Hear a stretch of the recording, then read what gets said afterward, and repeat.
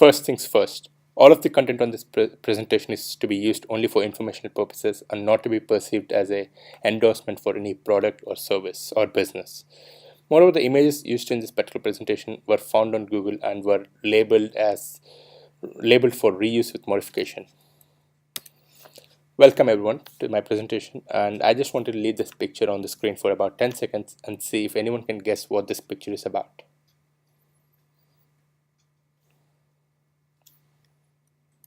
Now, how did it go? Let's take a mental note of this image and we'll get back to this in a while. Who does not like stories? I wanted to introduce you to my friend David Gilboa, the co-founder of Warby Parker, to tell his story. So here's David, and he goes by Dave usually. He lost his $700 glasses, leaving them in the seat pocket of an airline while returning from a hiking trip in South America. The cost of replacing them was so high that he had to spend his first semester of grad school without them, squinting, complaining, and it's not a pleasant experience if anyone wanted to try that out. This got him thinking, why do glasses, something that some of us need to carry out their everyday activities, cost as much as a new smartphone? I mean, glasses have been around for centuries and the technology hasn't really changed that much. Meanwhile, he realized that other things are being sold online, from diapers to pet food, jewelry, fashion accessories, books, shoes, contact lenses, and the list goes on and on. So he thought the glasses can be sold online as well. When you think about how glasses are historically sold or how everyone in this room probably buys them, you can buy an eyewear only brand like Ray-Ban or Oakley, or you can go with a fashion brand like Chanel or Versace. And when you're buying them, you're probably doing it at a store like LensCrafters, Pearl Vision, Sunglass Hut, and you might want to use your vision insurance like iMed to use up on your wallet. For those of you who do not know what vision insurance or iMed means, iMed is the second largest vision insurance company in the country. And does anyone know what all of these have in common? So if any of you said that they belong to the same company, yes, you're right. Luxottica owns all of the companies on this list, and even some more. You can look at an exhaustive list at the links provided. This is when it dawned on David that the reason behind the artificially high prices of eyewear is that one particular company owns all of the brands and it's going to increase the prices and mark up it heavily to sell at a huge profit. So this is the start of the story of Warby Parker, and he decided to sell directly to the customers online at a fraction of the price, basically cutting out the middleman. In the process, do some good in the world. So according to popular strategic management literature, differentiation in any marketplace can be done in three ways. One of the three ways. Variety, this typically focuses on the products, differentiation within the products that are being offered. And needs, this talks about differentiation within the customer segments that are being addressed with the products. And access to discusses about how the business reaches out to the customers, and discuss about geographical locations and differentiation within customer segments in different geographical locations. So how do these two companies scale in these two popular aspects? Luxottica differentiates itself in terms of variety by offering eyewear in different brands that people are already aware of and want to incorporate these new brands into their lifestyle.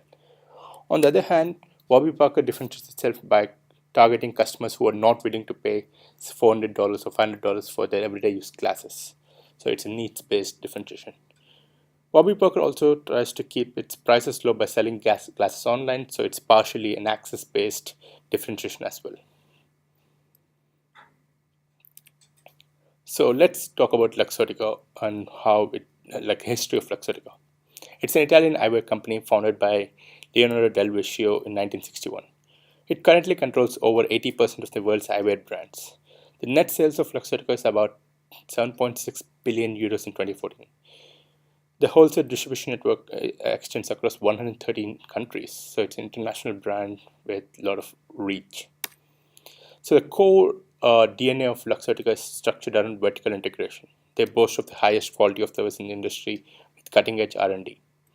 So you can read about the other ones which are listed in this slide about how Luxottica differentiates itself in a vertically integrated brand.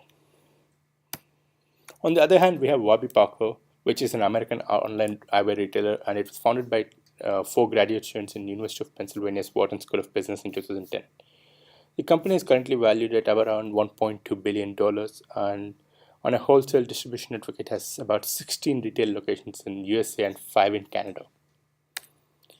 So Warby Parker sells glasses directly to the customers, and they for every glass they do sell, they donate a pair to people in need through their partner company called Vision Springs. So you can see the sub distribution network of Warby Parker on this slide.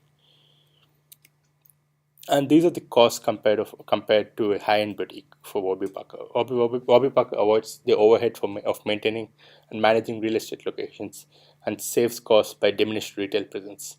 So a glass that typically costs $400 on any of the Sunglass Hut or LensCrafters costs around $95 in Warby Parker stores. So you can see a high-end boutique with Warby Parker costs and the distribution of costs in this slide. Now, who's the winner? It's a hard choice. Warby Parker might not match up to the numbers of Luxottica with its limited brand equity and retail presence. And even the viral growth and the positive news that it has been experiencing in the past half a decade might eventually fade into being a thing of the past. But their presence in the market and the growth over the past few years gives hope to people that Luxottica's monopoly over the eyewear industry is finally being challenged, and the cost of eyewear might eventually come down in the near future. Considering that, I think Warby Parker achieved its goal by driving down the cost in the eyewear industry and can be named a partial winner at least. Coming back before we discuss, I wanted to answer the question that I posed at the beginning of this presentation. So during the beginning days of the launch, Warby Parker staged a hush mob at one of New York Public Library's reading rooms. During a blink and you missed it event, models and friends of designers seated around the silent study room, all wearing Warby Parker shades and glasses, simultaneously raised up a Robin's egg blue book titled with Warby Parker style names. This effort provided an interesting, untraditional setting for displaying the spring collection, a move many young designers are embracing. So this was structured around the Fashion Week in New York, and this gained them huge popularity during their beginning days and brought a huge traffic wave onto their website. With that, I would like to end my presentation.